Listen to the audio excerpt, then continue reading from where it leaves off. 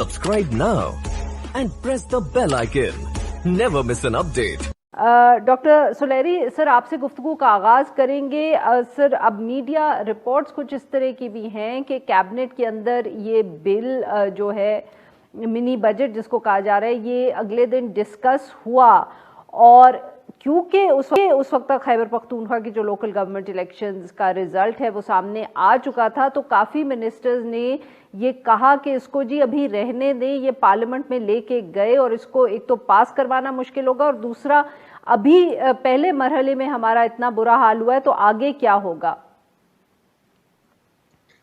जी शुक्रिया आरफा।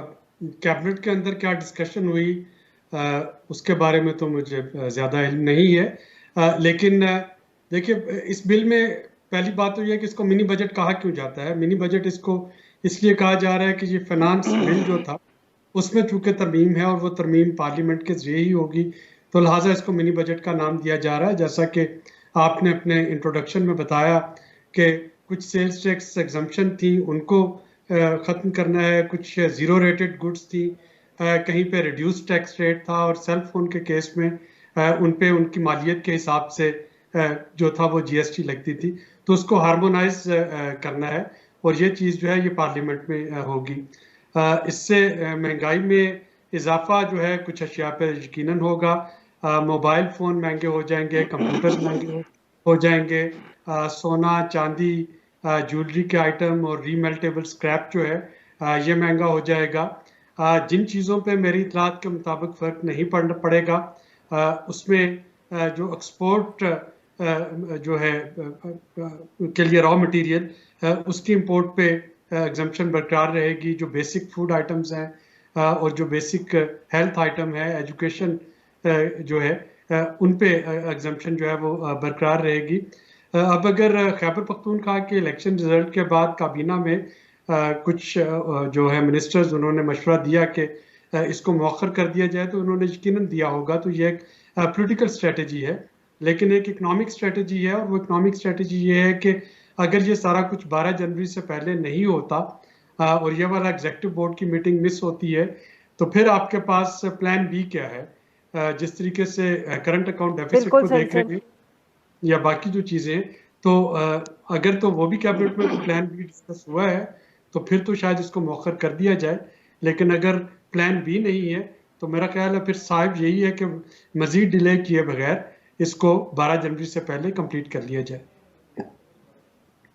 बिल्कुल सही जी। डॉक्टर बेंगोली, ये जो है जैसे एज आई सेड ना कि डॉक्टर साहब कह रहे हैं कि ये पॉलिटिकल स्ट्रैटेजी तो हो सकती है, इकोनॉमिक नहीं। बट सर, इस वक्त ऑब्वियसली जब भी एक हुकूमत होगी जो इलेक्शंस जीत कर आई है, तो उसके लिए पॉलिटिकल और इकोनॉमिक स्ट्रैटेजी तो सर हाथ साथ साथ ही चलते हैं।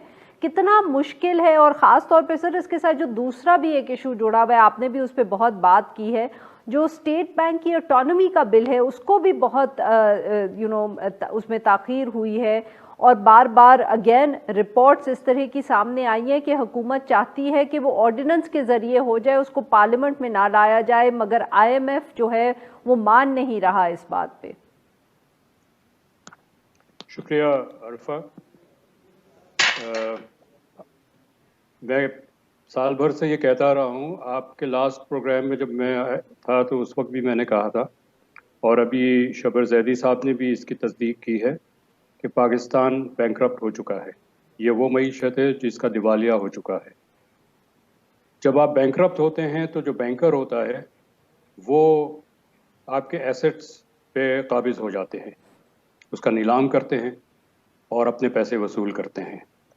पाकिस्तान एक बैंकरप्ट स्टेट है और IMF is the banker of all bankers. उन्होंने कुछ शराइत रखी हैं कि अगर मईशत चलनी है तो इन शराइत पे चलेगी। मेरा नहीं ख्याल है कि हमारे पास कोई चॉइस है इसको एक्सेप्ट न करने के बजाय। इसकी जो नताइज है वो उस पर तो बहुत बात हो चुकी है। आबिद सुलेरी ने भी अभी कहा महंगाई तो होगी, सिर्फ कंप्यूटर्स और गोल्ड आइटम्स नहीं महंगे होंगे। इस वक्त जो एग्जेम्पशंस है वो फूड आइटम्स को भी है।